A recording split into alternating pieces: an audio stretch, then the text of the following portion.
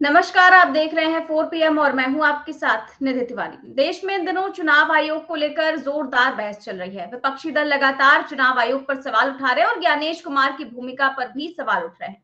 और इसी बीच चुनाव आयोग पर सुप्रीम कोर्ट ने 2 लाख रुपए का जुर्माना लगा दिया है। जी हाँ, चुनाव आयोग के भी क्या दिन आ गए। आप सोचिए कि सुप्रीम कोर्ट को जुर्माना लगाना पड़ रहा है, लेकिन आखिरकार ये जुर्माना क्यों लगाना पड़ा और क्यों जबरदस्त फटकार लगी है चुनाव आयोग को, इस पर चर्चा करेंगे। और क्यों आखिर बार बार दूसरे दलों के लोगों को ही कोर्ट जाना पड़ता है, कभी सुप्रीम कोर्ट, कभी हाई कोर्ट। और आप देख रहे हैं कि विपक्षी दल ही लगातार बार बार कोर्ट जाते हैं, प्रेस कॉन्फ्रेंस बार बार उन्हें ही करनी पड़ती है।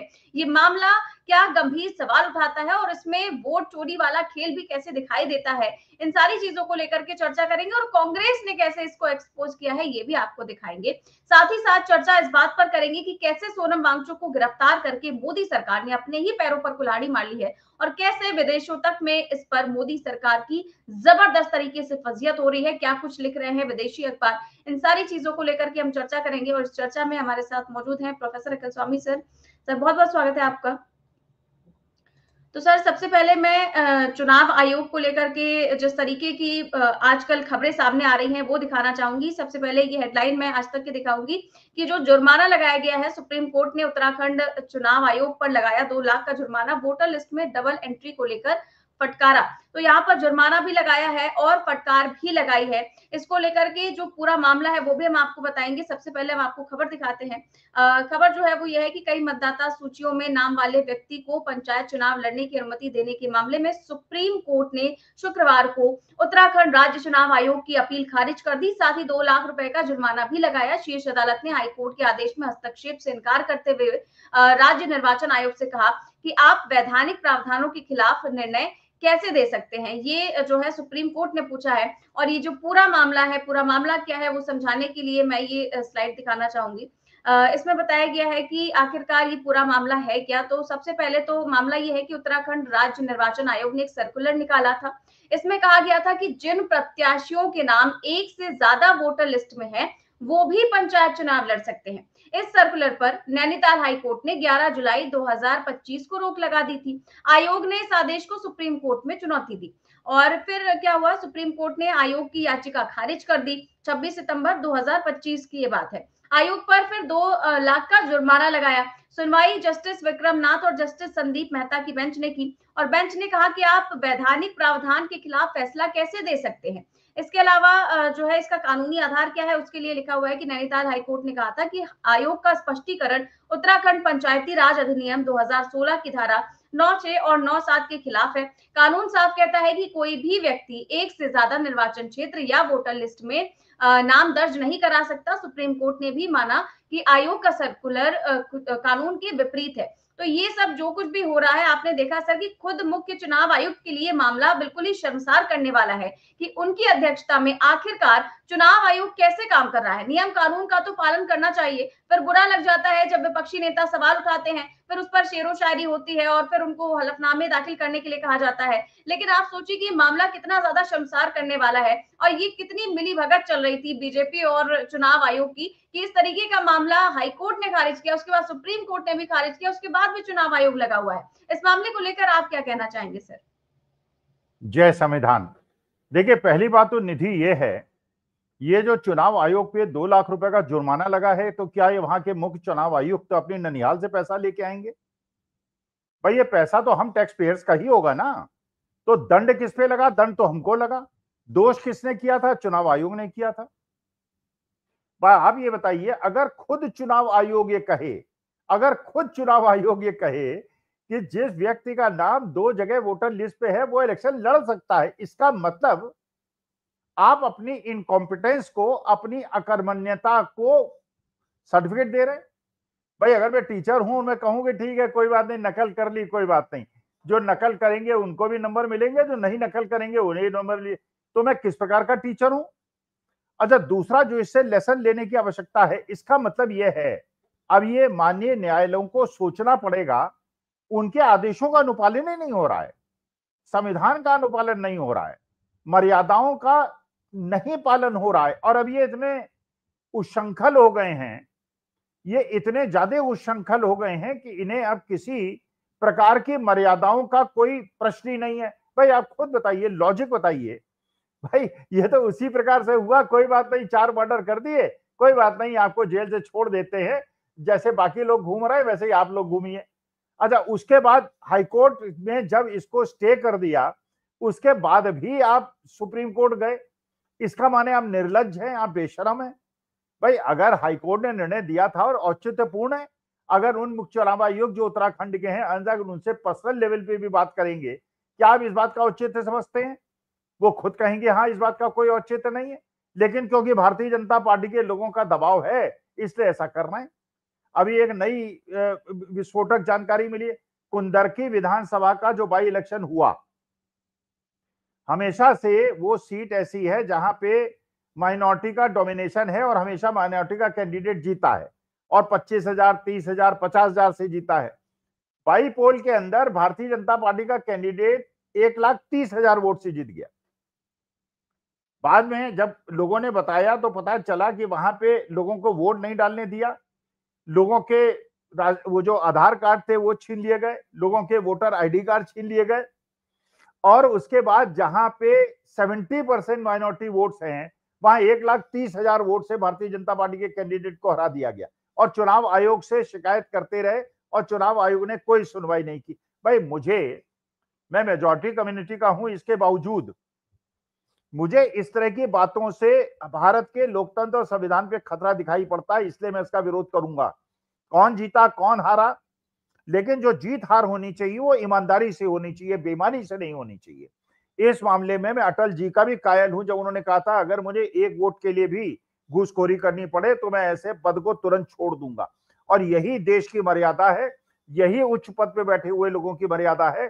लेकिन आज मर्यादा का प्रश्न भारतीय जनता पार्टी के लिए कोई महत्व नहीं रखता।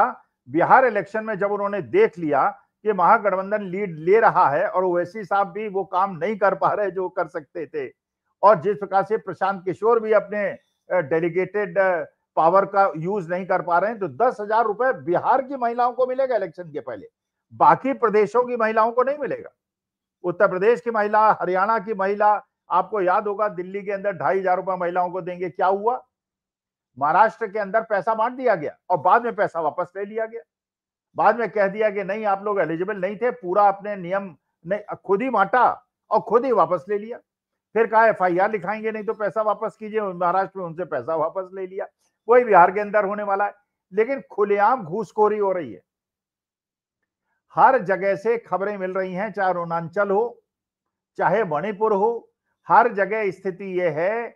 आज लद्दाख हो, लेह हो, जो बिल्कुल बॉर्डरिंग स्टेट्स हैं, उत्तराखंड हो, और हर पूरे देश के अंदर जिस प्रकार से युवा हमारा देश का ये अपने लिए नौकरी चाह रहा है, अपने लिए रोजगार चाह रहा है, और उस समय डोनाल्ड ट्रंप जिस प्रकार के बार बार इंडिकेशन दे रहे हैं, उससे पता चलता है कि देश का, तभी हमारे देश की आर्थिक स्थिति सुधर सकती है जब हमारे देश के यशस्वी प्रधानमंत्री मोदी जी अपना इस्तीफा सौंप दें। बिल्कुल, लेकिन सर चुनाव आयोग की भूमिका पर जो सवाल उठ रहे हैं कि आखिरकार उत्तराखंड चुनाव आयोग को ऐसा करने की जरूरत क्या थी? जब विपक्षी दलों ने सवाल उठाए थे, सर्कुलर को गलत बताया था और ये आरोप लगाया था कि बीजेपी की बहुत सारे जो उम्मीदवार हैं वो इसका फायदा उठा रहे हैं। जिन लोगों ने शहर में, नगर निगम में मान लीजिए वोट किया, जो गांव में रहने वाले लोग हैं उन्होंने डबल वोट बनवा लिए। टाइमिंग का भी ख्याल नहीं रखा गया। जो नियम कानून कहता है कि किसी पते पर इतने समय तक ही रहना अनिवार्य है, उन नियमों की भी धज्जियां उड़ाई गई। और वोट चोरी का आरोप कांग्रेस नेता कैसे लगा रहे हैं उनको लेकर के जो उत्तराखंड चुनाव आयोग ने किया है, इसको लेकर के गुरदीप सिंह सप्पल का बयान सामने आया है, जो पूरा जुर्माना लगाया सुप्रीम कोर्ट ने जो कुछ कहा, जो पूरा मामला है, इस पर उनका बयान सुनवाते हैं। उत्तराखंड के चुनाव आयोग पर 2 लाख रुपए का जुर्माना लगा दिया है, क्योंकि उत्तराखंड के चुनाव आयोग ने हाई कोर्ट का आदेश नहीं माना था। और हाई कोर्ट का आदेश था क्या कि जो नियम उत्तराखंड के चुनाव आयोग ने खुद बनाए हैं वो उसका पालन करे, लेकिन चुनाव आयोग ने उनका पालन नहीं किया और हाई कोर्ट का आदेश भी नहीं माना। इसलिए सुप्रीम कोर्ट ने इस पे आज कड़ा रुख अपनाया है। दरअसल ये मामला बहुत सिंपल नहीं है, ये वोट चोरी से जुड़ा है। उत्तराखंड के अंदर, जैसा देश के बाकी हिस्सों में भी नियम होता है, एक नियम है कि अगर किसी व्यक्ति का नाम 2 जगह से वोटर लिस्ट पे है तो उसका नामांकन चुनाव में रद्द किया जाता है। उत्तराखंड में हाल में पंचायतों के चुनाव हुए। देखने में आया कि बड़ी संख्या में और खास तौर पर बीजेपी के प्रत्याशियों के नाम ऐसे थे जो दो दो जगह से वोटर लिस्ट पे थे। यह सामने आते ही चुनाव आयोग से शिकायत की गई, अपील की गई कि उनका नामांकन रद्द होना चाहिए, लेकिन चुनाव आयोग ने यह बात नहीं मानी। तो लोग हाईकोर्ट गए। हाईकोर्ट ने चुनाव आयोग से कहा कि नियम तो यही है और आपको इनका नामांकन रद्द करना चाहिए, लेकिन चुनाव आयोग ने हाईकोर्ट की बात भी नहीं मानी और उन सभी लोगों को चुनाव लड़ने की अनुमति दे दी। सवाल यह है कि चुनाव आयोग की ऐसी मजबूरी क्या थी कि उसको अपने ही नियम के खिलाफ और हाई कोर्ट के फैसले के खिलाफ जाना पड़ा। उत्तराखंड के अंदर यह वोट चोरी का मामला था। दरअसल कहानी यह है कि जनवरी में उत्तराखंड के अंदर म्युनिसिपल कॉरपोरेशंस के नगर निगमों के चुनाव हुए थे। उस वक्त पे बीजेपी ने एक काम किया जो हमको बाद में पता चला। उसने अपने सभी वर्कर्स जो कि गांव के अंदर वोटर थे उनको शहरी इलाके में वोटर बनवा दिया, ताकि शहर के जो नगर निगम के चुनाव हैं उसमें अपनी वोटों की संख्या बढ़ाई जा सके और नतीजों को प्रभावित किया जा सके। जब कांग्रेस पार्टी ने वोट चोरी पे काम करना शुरू किया तो यह पता चला कि यह पूरी एक प्लानिंग के तहत बीजेपी ने अपने वोटर्स को गांव से शहर में शिफ्ट किया था।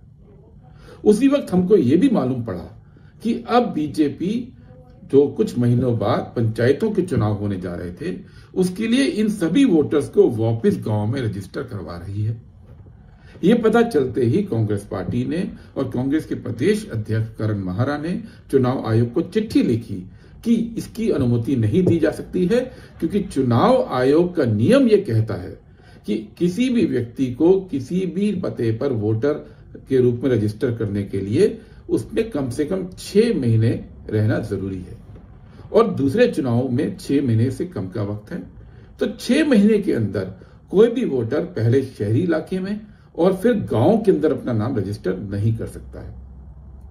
कांग्रेस के विरोध के कारण यह प्रक्रिया रुक गई क्योंकि यह संभव नहीं था।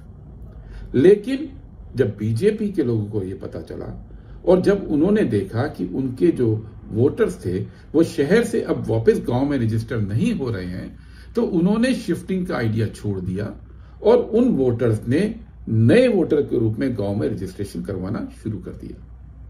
इन्हीं में से कुछ वोटर्स को पंचायत के चुनाव के दौरान टिकट भी मिल गया। जब टिकट मिला तो उनका एक वोट शहर के इलाके में रहा और एक वोट अब गांव में हो गया और इसीलिए इसी आधार पर उनका नामांकन रद्द होना चाहिए था। लेकिन चुनाव आयोग ने ना जाने क्यों किस दबाव के अंदर यह फैसला लिया कि वो अपने नियम को नहीं मानेगा और ऐसे सभी लोगों को चुनाव लड़ने की परमिशन दे दी। आज सुप्रीम कोर्ट में इसी की सुनवाई थी और सुप्रीम कोर्ट ने स्पष्ट कहा कि चुनाव आयोग ने अपने नियम को ना मानकर और हाईकोर्ट के आदेश को ना मानकर गलत काम किया है, इसलिए उस पर 2 लाख का जुर्माना लगा है। सवाल ये उठता है कि चुनाव आयोग की उत्तराखंड में ऐसी क्या मजबूरी थी कि बीजेपी के प्रत्याशी चुनाव लड़ सके, इसके लिए उसने अपने नियम का उल्लंघन किया। और दूसरी बात, ये बीजेपी का जो पूरा का पूरा तरीका है कि वो कृत्रिम रूप से, नकली रूप से वोटर्स को एक जगह से दूसरी जगह शिफ्ट करते हैं अपने कार्यकर्ताओं को, और कार्यकर्ताओं को शिफ्ट करके वोट चोरी करके चुनाव को प्रभावित करते हैं, उस पर चेक लगा तो चुनाव आयोग ने उस पर कार्रवाई करने की बजाय बीजेपी के प्रत्याशियों को बचाने का काम क्यों किया, ये आज हमारा सवाल है। वोट चोरी की बात जो राहुल गांधी जी उठा रहे हैं, वोट चोरी की बात जो राहुल जी ने देश के सामने रखी है, वो बहुत सारे अलग अलग स्तर पर हो रही है और कांग्रेस पार्टी दृढ़ संकल्प है कि हर स्तर पर हो रही वोट चोरी को हम उजागर करेंगे, देश के सामने रखेंगे और लोगों के लोकतांत्रिक अधिकार को हम बचा कर रहेंगे। तो सर, कांग्रेस नेता गुरदीप सिंह सप्पल कहते हैं कि मामला इतना सिंपल नहीं है। एक फॉर्मूला बना लिया गया था गांव में पंचायत चुनाव जीतने के लिए और शहर में नगर निगम या नगर पालिका का चुनाव जीतने के लिए, कि पहले शहर में वोट डलवाओ, उसके बाद गांव में वोट डलवाओ, अपने लोगों का 2 जगह नाम दर्ज करवाओ, चुनाव भी लड़ाओ और सारा खेल खुल्लम खुल्ला चल रहा था। और चुनाव आयोग आंखें मूंदे बैठा हुआ था। या यूं भी कह सकते हैं कि अगर सुप्रीम कोर्ट तक गया चुनाव आयोग तो ऐसे लोगों के लिए वो ऐसे लोगों के साथ ही खड़ा था। ये कांग्रेस आरोप लगा रही है। सवाल तो खड़ा होता है सर कि हमेशा पीड़ित पक्ष जो है विपक्ष से ही क्यों होता है, सत्ता पक्ष को चुनाव आयोग से क्यों कोई शिकायत नहीं रहती। फिर ज्ञानेश कुमार जी कहते हैं कि भैया हम तो एम्पायर की भूमिका में है। तो क्या ऐसे एम्पायरिंग की जाती है कि सुप्रीम कोर्ट को 2 लाख रुपए का जुर्माना लगाना पड़ जाए? भाई निधि, आप ये बताइए, पहली बात ये है कि सप्पल साहब ये कह रहे हैं कि हम इसको रोकने का प्रयास करेंगे। अरे आप जब बार आप चुनाव आयोग में जाएंगे, शिकायत करेंगे, वो नहीं सुनेंगे। हाईकोर्ट डेट पे डेट लगाएगा, अगर निर्णय हो जाएगा स्टे कर देगा तो भी चुनाव आयोग कार्यवाही नहीं करेगा। फिर आप सुप्रीम कोर्ट जाएंगे, लाखों रुपए खर्च करेंगे, उसके बाद डेट पे डेट पड़ती चली जाएंगी, तब तक चुनाव हो जाएगा। जब चुनाव हो जाएगा उसके बाद अपना करते रहिए, आप अपील करते रहिए, सुनाते रहिए, सुनते रहिए। ये तो बेशर्मी है चुनाव आयोग की, केंद्रीय चुनाव आयोग की, और जो राज्य चुनाव आयोग है उसकी बेशर्मी है। मैं तो ये चाहूंगा, देखिए मैं तो आपके श्रोता दर्शकों से भी कहूंगा, चुनाव आयोग पे दंड न लगाकर जिस चुनाव अधिकारी ने, जो मुख्य चुनाव अधिकारी है, उसे दंड लगाइए और उसको जेल भेजिए। देखिए एग्जम्पलरी पनिशमेंट होना चाहिए, एग्जम्पलरी पनिशमेंट होना चाहिए। अगर आप सोनम वांगचुक जैसे आदमी को, जिसे हमारे वेंकटा नायडू थे, क्या नाम था उनका, वाइस प्रेसिडेंट ऑफ इंडिया थे, उन्होंने उनको पुरस्कार दिया, इंटरनेशनल रिकॉग्निशन का आदमी, जिसे कितने सारे प्राइजेस मिल चुके हैं, जिसने ऐसी यूनिवर्सिटी और स्कूल बनाया जहां पे बच्चों को, जो बच्चे अच्छा परफॉर्म नहीं एकेडमिकली करते, उनको प्लेस करने के लिए, उनको ट्रेन करने के लिए काम करता है। उस आदमी को, जो गांधीवादी है, गांधीवादी तरीके से संघर्ष कर रहा है, राष्ट्रहित में ध्यान न रखते हुए, राष्ट्रहित को ध्यान में न रखते हुए आपने उसको जेतपुर जेल में बिना किसी पानी और हवा के और पंखे के उसने आपको जेल में बंद कर दिया। आप देश के अंदर शांति क्यों पैदा करना चाहते हो? भारतीय जनता पार्टी देश के अंदर आजादी क्यों नहीं चाहती कि हमारे देश के अंदर जो है शांति बनी रहे? कानपुर के अंदर अगर लोग कहते हैं आई लव मोहम्मद, तो उन पे आप एफआईआर लिखा देते हो। बरेली के अंदर आपको पहले से नहीं पता था कि कोई उपद्रव हो सकता है? अच्छे खासे लोग जा रहे थे वहां पे, अपनी जुमे की नमाज हुई, आप शांति से निकल जाने देते। आपने वहां पे जो है बिना बात के लिए दंगा फसाद करा दिया। मणिपुर 2.5 साल तक जलता रहा। अब आप खुश हो रहे हैं? आप देखिए जितने ये भक्तगण हैं वो इस बात से खुश हैं कि बेंगलोर के, वो धारवाड़ के अंदर, कर्नाटका के अंदर लाखों लोग सड़कों पे उतर आए। अरे आप ये नहीं समझ रहे हैं, ये जो बच्चों का आक्रोश है, हमें इस बात से मतलब नहीं है कि वो कर्नाटका के अंदर, कि तमिलनाडु के अंदर हैं, कि वेस्ट बंगाल के अंदर हैं। अगर ये आंदोलन पूरे देश में फैल गया और ये देशव्यापी हो गया, तो हमारे देश की सेनाएं, जिसको पाकिस्तान और चीन के बॉर्डर पे लड़ना है, वो हमारे युवा बच्चों से लड़ेगी क्या? आप उन्हें नौकरियां क्यों नहीं देते? आप उनके पेपर लीक क्यों कर देते हैं? पेपर लीक कैसे हो जाते हैं? फिर उसके बाद एक जांच कमेटी बैठेगी, जांच कमेटी लीपापोती करेगी, फिर बच्चों का जीवन भविष्य गर्तमय होगा। लेकिन कम से कम उत्तराखंड के अंदर मैं ऐसे बच्चों को देख रहा हूं, ऐसी बेटियों को देख रहा हूं, ऐसे बेटों को देख रहा हूं, जो मैं देख रहा हूं कि हमारी देश का जो भविष्य है वो सुरक्षित हाथों में है, वो लड़ रहे हैं। लेकिन चुनाव आयोग से अगर सप्पल साहब आप ये कोशिश करेंगे कि जिस प्रकार से आप लोग बार बार ये चुनौती देते हैं लोग कि कोर्ट चले जाइए, कोर्ट चले जाइए, अरे चुनाव आयोग को जेल क्यों नहीं बंद कर देते उनके आयुक्तों को? बिहार के अंदर एसआईआर के अंदर जिन जिन बीएलओ ने नकली दस्तखत बनाए हैं और गलत फॉर्म लोड किए हैं और अपने हाथ से भरे, सबको जेल भेजिए। अरे चली जाएंगी जेल, भर दीजिए, 15-20 हजार लोगों को जेल भेज दीजिए। हमारे देश के लोकतंत्र और संविधान से खिलवाड़ करने का इन लोगों को क्या अधिकार है? अगर ये वहां बड़े बड़ी कोठियों में बैठे हुए हैं, गाड़ियों में घूमते हैं और इनको सुरक्षा मिली हुई है, तो हमारे देश के संविधान को लूटेंगे, हमारे देश के लोकतंत्र को लूटेंगे। और यही वजह है, यही वजह है डोनाल्ड ट्रंप रोज आपका मजाक बनाता है। जो आपका बेस्ट फ्रेंड हुआ करता था, यूएनओ में जाके कहता है कि टेलीप्रॉम्प्टर से मैं नहीं पढ़ूंगा, मेरे को तो अपने आप में बोल सकता हूं, और जो टेलीप्रॉम्प्टर से बोलता है उसका बुरा हाल तुम लोग देख ही रहे हो। मतलब इस प्रकार से डोनाल्ड ट्रंप जो है, अब वो फार्मास्यूटिकल इंडस्ट्री में 100% का टैरिफ लगा दिया। दो सबसे बड़ी इंडस्ट्री हिंदुस्तान की जो एक्सपोर्ट करती है, आईटी और फार्मा, दोनों को तबाह कर दिया। आपको पता होगा 78 साल की एक ग्रैंड मदर, 78 साल की एक ग्रैंड मदर जो 30 साल से अमेरिका में रह रही थी, उसको हथकड़ियां और बेड़ियां डाल के अमेरिका ने विमान से भारतवर्ष भेजा। अब आप सोचिए, जो 30-35 साल से अमेरिका के अंदर रह रही थी और 78 साल की महिला, इतना भी हमारे मोदी जी से नहीं हुआ कि कहते भाई ठीक है, अगर इलीगल इमिग्रेंट है, गलत तरीके से रह रही है, तो हम इसे बुलवा लेते हैं अपने प्लेन पे। उसे अमानवीय तरीके से, जैसे हमारे हजारों बच्चों को अमानवीय तरीके से टॉयलेट नहीं जाने दिया, खाने को नहीं दिया। और अगर वहां की आप फोटो देख लेंगे अमेरिका के अंदर, डंकी रूट के वालों को जिस प्रकार से वहां प्रताड़ित किया जाता है, क्यों हो रहा है ये सब? क्योंकि वो जो डेमोक्रेसी को प्यार करने वाले देश हैं, वो देख रहे हैं भारतवर्ष के अंदर क्या हो रहा है। बंदूक के नोटों पे आप वो लोगों को वोट नहीं डालने देते हो।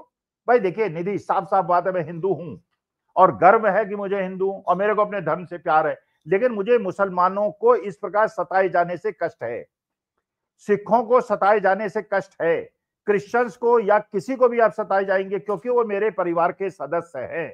मैं एक सनातनी परिवार में पैदा हुआ, चलिए मैं अपनी परंपराओं का निर्वहन कर रहा हूं, सब जो मेरी मर्यादा है उसका मैं हनन नहीं करूंगा। लेकिन अगर दूसरे लोगों को इस प्रकार से आप प्रताड़ित करेंगे और परेशान करेंगे तो मैं इसका विरोध करूंगा। और जिस प्रकार से चुनाव आयोग और जिस प्रकार से सारी संवैधानिक संस्थाएं और जिस प्रकार से सोनम वांगचुक को इन्होंने बिल्कुल एक प्रकार से अरेस्ट करके पूरे विश्व के अंदर हमारी छवि खराब कर दी है, मतलब जो झूठ फैलाते हैं ये लोग, इनके जो आईटी के लोग हैं, और संबित पात्रा जैसा आदमी मेंबर ऑफ पार्लियामेंट है, शर्म नहीं आती उस आदमी को? एमबीबीएस डॉक्टर है, ओएनजीसी का डायरेक्टर है। अरे तेल का और डॉक्टरी का क्या संबंध है? वो एक नकली आदमी की चुटिया है जिसकी, और उसको दिखा रहा है कांग्रेस का वो है। कांग्रेस से मैं निवेदन करता हूं, एफआईआर लिखाइए सबके खिलाफ। ये झूठी अफवाहें जो लोग फैलाते हैं, इनकी हिम्मत बढ़ रही है, ये इसी प्रकार से झूठ फैलाते हैं।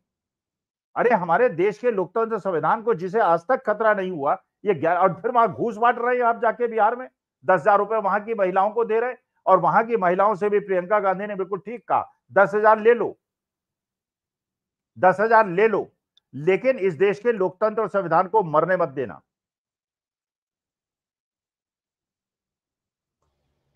बिल्कुल सर। और ये जो चुनावी रेवड़ियां बांट रहे हैं पीएम मोदी, पहले कहते हैं उसको चुनावी रेवनी का नाम देते हैं, बाकी दलों पर निशाना साधते हैं, लेकिन जब खुद वही करते हैं तो फिर उस पर कोई सवाल उठाने वाला नहीं होता है। फिलहाल सर, जो आपको याद होगा, राहुल गांधी ने जब प्रेस कॉन्फ्रेंस की थी और जो तमाम आरोप लगाए थे, अब उस पर बीबीसी ने भी एक रिपोर्ट की है और उनकी रिपोर्ट में भी सब कुछ साफ हो गया है कि राहुल गांधी जो कह रहे थे वो बिल्कुल सच था। और इसके लिए ये देखिए ट्वीट में दिखाती हूँ, उसमें लिखा हुआ है कि नेता विपक्ष श्री राहुल गांधी ने हाल ही में प्रेस कॉन्फ्रेंस कर कर्नाटक के आनंद में वोट चोरी की सबूत देश के सामने रखे थे। अब बीबीसी की पड़ताल में इस बात की पुष्टि हो गई है कि आनंद में बिल्कुल वही हुआ जिसके बारे में राहुल गांधी ने बताया था। आनंद विधानसभा क्षेत्र में कई लोगों के नाम वोटर लिस्ट से हटाने के लिए फॉर्म 7 भरे गए। इनमें जिन लोगों के नाम से वोटर डिलीट किए गए करने के लिए आवेदन किए गए, उन्हें खुद भी इस बारे में जानकारी नहीं थी। यही नहीं, फॉर्म 7 में दिए गए मोबाइल नंबर भी कर्नाटक के नहीं थे। राहुल गांधी ने ये भी बताया था कि आनंद में सॉफ्टवेयर और कॉल सेंटर की मदद से लोगों ने वोट काटे थे, लेकिन चुनाव आयोग इस मामले में कर्नाटक सीआईडी को डेस्टिनेशन, आईपी एड्रेस और ओटीपी ट्रेस जैसी अहम जानकारी नहीं सौंप रहा है, जिससे पता चल सके कि आखिर ये फर्जीवाड़ा किसने और कहां से किया। तो सवाल यह है कि चुनाव आयोग और ज्ञानेश कुमार वोट चोरों की रक्षा क्यों कर रहे हैं? ये सीधे तौर पर देश के लोकतंत्र और संविधान पर हमला है। अभी तक तो सर राहुल गांधी से हलफनामा मांग रहे थे ज्ञानेश कुमार सभी चीजों को लेकर के, और पूरी तरीके से फर्जी करार दिया था। बीबीसी ने अब इस पर रिपोर्ट दिखा दी है। अब इस पर चुनाव आयोग कैसे झुठलाएगा? नहीं, वही बात मैं आपसे कह रहा हूं। पूरे विश्व के अंदर निधि, पूरे विश्व के अंदर मेरे सनातन धर्म का इतना उन्होंने बदनामी कर दी है। मेरा धर्म हमेशा से ये माना जाता था बड़ा सहिष्णु धर्म है, समावेशी धर्म है। और वही स्वामी विवेकानंद का भाषण जो उन्होंने शिकागो में दिया था, और लगातार तालियां बजती रही थी कई घंटों तक, क्योंकि उन्होंने यही कहा था मेरा सनातन धर्म प्रेम सिखाता है, सद्भाव सिखाता है। ये थोड़ी सिखाता है कि आप किसी के बिल्कुल सिर पे बंदूक ताक के उसे वोट न डालने दें और गुंडागर्दी करें और गुंडे के उस पे जो है वोट लूटें। ज्ञानेश कुमार गुप्ता जैसा व्यक्ति अगर अपने को कहता है कि वो एक अधिकारी है और वो इस देश का नागरिक है, वास्तविकता में ही should be arrested and sent to jail. हमारे देश के लोकतंत्र के साथ हम किसी को नहीं खेलने देंगे, संविधान के साथ किसी को नहीं खेलने देंगे। बाबा साहब भीमराव अंबेडकर के संविधान के साथ किसी को छूने नहीं देंगे। और इन लोगों ने जो पहले कहा था चुनाव के पहले, ये हमारी सरकार बन जाने दीजिए, हम संविधान बदल देंगे, संविधान इसीलिए ये प्रश्न हमेशा से उठता आया कि भाई जब सारा देश इनके खिलाफ है, कुछ चमचों को छोड़कर, जो ऐसे लोगों को छोड़कर, ये भी एक आजकल सोशल मीडिया पे निधि बहुत चल रहा है, बिना दिमाग के ऑपरेशन के, बिना किसी सर्जरी के गोबर कैसे लोगों के दिमाग में भरा जा सकता है। माने फार्मास्यूटिकल इंडस्ट्री बर्बाद हो गई, आईटी इंडस्ट्री बर्बाद हो गई, शेयर मार्केट बर्बाद हो गया, आपके एफडी में रिटर्न आपके कम हो गए, घर में रोजगार नहीं मिल रहा, परेशानी बढ़ती जा रही है, जीडीपी गिर गई, लोन बढ़ गए, लेकिन जीतेंगे भारतीय जनता पार्टी वाले। तो इसका मतलब यह बताइए विश्व में हमारी छवि क्या बनेगी। और चलिए एक और अच्छी खबर है, आपको पता ही होगा, नेतन्याहू साहब जो हैं इजराइल के, जो मोदी जी के सबसे परम मित्र हैं, जिसके लिए वो सारी लिमिट्स को क्रॉस कर जाते हैं, जब वो यूएनओ में भाषण देने के लिए खड़े हुए, एक आदमी सामने नहीं था, ऑल कंट्रीज बाइकॉटेड हिम, एक आदमी नहीं था बैठा हुआ, क्योंकि पूरा सभागार जो था वो खाली था। अरे आप तानाशाही नहीं चला सकते, गुंडागर्दी नहीं चला सकते, ये कोएग्जिस्टेंस का जमाना है। अगर अपने देश में ऐसा करोगे तो ऑस्ट्रेलिया में, न्यूजीलैंड में, अमेरिका में और यूके में होगा तो उसका विरोध नहीं कर पाओगे। हमारे देश के लोगों का हमेशा से सम्मान इसीलिए रहा है, हमारे देश के सनातन धर्म का सम्मान रहा है, भारत का संविधान ये सम्मान रहा है, कैसे सभी धर्म जातियों को समेट कर एक परिवार की तरह वो लोग आके, खान अब्दुल गफ्फार खान को कोई भूल सकता है क्या? अशफाकुल्लाह खां को कोई भूल सकता है क्या? सरदार भगत सिंह को कोई भूल सकता है क्या? क्या मतलब, यदि सिख हैं या मुसलमान हैं, असली मुद्दा यह है कि वो देश के प्रति उनका क्या योगदान है। सोनम वांगचुक, वहां भी आपने वही कर दिया, सोनम वांगचुक क्योंकि बौद्ध है और फिर एक गलत खबर फैलाते रहे, गोदी मीडिया में आपने देखा होगा, फैलाया होगा। वहां साहब नेपाली लोग थे, वहां पे साहब बिहार के लोग थे जिन्हें चोट लगी। अरे वहां के जो एपेक्स बॉडी है लेह का, लेह की जो एपेक्स काउंसिल है, उसके चेयरमैन ने खुद कहा आज के तारीख में लेह में जितनी भी पॉपुलेशन है, लोकल पॉपुलेशन कम है, बाहर के लोग ज्यादा हैं। और जो ये बिहार के लोग और नेपाल के लोगों को चोट लगी है, बाईस्टैंडर्स थे, ये खड़े हुए थे, इनको चोट लग गई। They were not participating in the agitation, only locals were participating in the agitation. लेकिन आप ये समझिए, जो बिल्कुल चीन का बॉर्डरिंग स्टेट है और जहां रोज तनाव रहता है, वहां पे आपने अपने एक देशभक्त आदमी को, सोनम वांगचुक को, इस प्रकार से अरेस्ट करके वहां के लोकल पॉपुलेशन की भावनाओं को भड़का दिया। आपको केवल विरोध नहीं पसंद है, क्यों? लोकतंत्र में विरोध एक जायज चीज है। भाई मेरा भी विरोध हो, मैं तो पहले भी आपको बताया, अपनी क्लास में अपने बच्चों को प्रोत्साहित करता था, contradict me, prove that I am wrong and I will be very happy. तो सवाल यह है ना कि अगर आप लोगों की जबान को दबोच लेंगे और कचोट लेंगे और उनको बोलने नहीं देंगे, तो देश का दुर्भाग्य होगा। हमारे लिए तो भारत माता है, भारत माता के लिए हम कई लोग मुझसे पूछते हैं, स्वामी साहब, आज मैंने एक वीडियो डाली थी सुबह कि मोदी जी को त्यागपत्र दे देना चाहिए। कहें स्वामी साहब ब्राह्मण होंगे, बड़ी चालाकी से आपने अपना वीडियो बनाया, लेकिन किसी दिन आपको उठा के ले जाएंगे। मैंने कहा यार, मुझे उठाने की शक्ति केवल परमपिता परमेश्वर में है, और भारत माता के लिए मैं अपने को उठा ले जाना भी पसंद करूंगा। I don't fear dying. लेकिन इस देश के संविधान और लोकतंत्र और इस देश के लिए जो इस देश ने मुझे दिया है, उसको वापस करना मेरा कर्तव्य है। जान तो यार सबकी जानी है। बिल्कुल सर, और इस देश के लिए ही एक कर्तव्य निभाते हुए एक शख्स को जेल में डाल दिया गया है, जिस सोनम वांगचुक ने इस देश की सेना के लिए टेंट बनाए ताकि वो भयानक सर्दी जहां पड़ती है, जिन ग्लेशियर्स में, वहां तैनाती के वक्त ठंड से परेशान ना हो। और जिन सोनम वांगचुक ने शिक्षा के क्षेत्र में अभूतपूर्व काम किया, ऐसा काम जो आने वाली पीढ़ियां हमारे लिए, हमारी जो पीढ़ियां है वो याद रखेंगी, और उन पर जो है एनएसए लगा करके उनको जोधपुर की जेल में बंद कर दिया गया है। क्या भारत सरकार के हिसाब से ऐसा शख्स देश की सुरक्षा के लिए खतरा है, जिसने इतने सब काम किए इस देश के लिए? देखिए, इनके लिए हर वो आदमी जो इनके लिए दूसरों को गाली दे, इनको मनोहर लाल धाकड़ से कोई परेशानी नहीं, इनको आसाराम से कोई परेशानी, उनके साथ ये नाच सकते हैं, इनको राम रहीम से कोई परेशानी नहीं है, इनको बलात्कारियों से कोई परेशानी नहीं है, इनको मर्डरर से कोई परेशानी नहीं है। इनको केवल यह है कि तुम मर्डर करोगे तो हमारे लिए करोगे, रेप करोगे तो हमारे लिए करोगे, बस हमारे खिलाफ कुछ मत बोलना। जितनी गाली गलौज करोगे रमेश ढिढोड़ी बन के, तुम संसद के अंदर भी गाली गलौज करोगे, तुम्हें कोई सस्पेंड नहीं करेगा, दूसरा कोई बोलेगा तो उसे सस्पेंड कर देंगे। आप ये देखिए, प्रेम शुक्ला खुलेआम टेलीविजन सेट पे गालियां देते हैं, भाटिया साहब नंगे होके बैठ जाते हैं टेलीविजन पे और कैमरा उसे दिखा देता है। उन्हें अभी तक बर्खास्त नहीं किया, अभी भी वो गाली गलौज कर रहे हैं।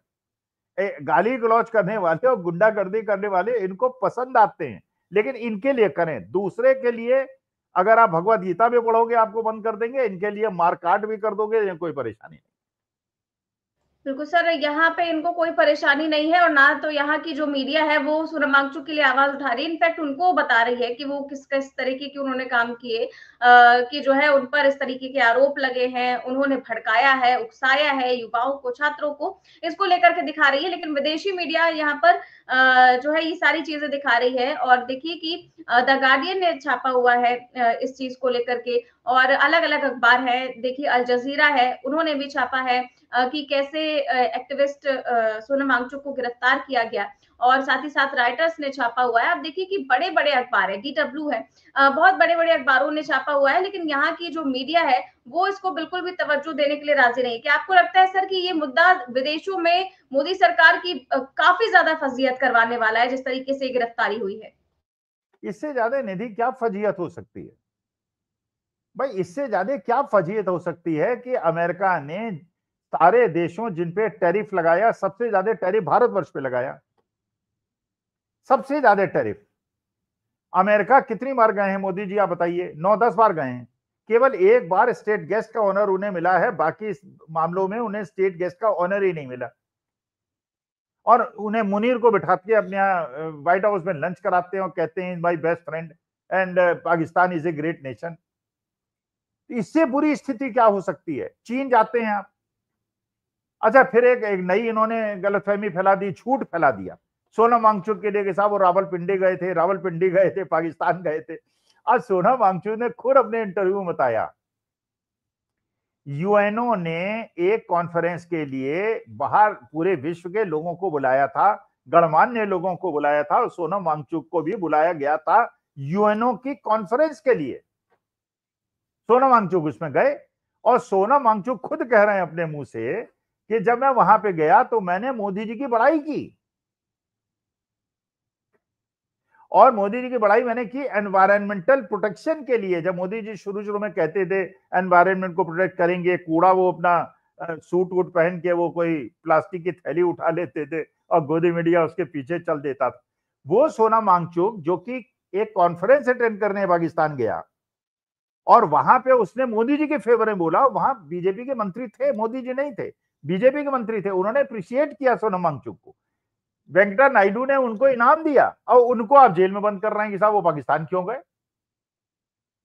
अरे उस आदमी ने जैसे चौरी चौरा में गांधी जी ने अपने आंदोलन को स्थगित कर दिया, वैसे ही उन्होंने अपना आंदोलन स्थगित कर दिया।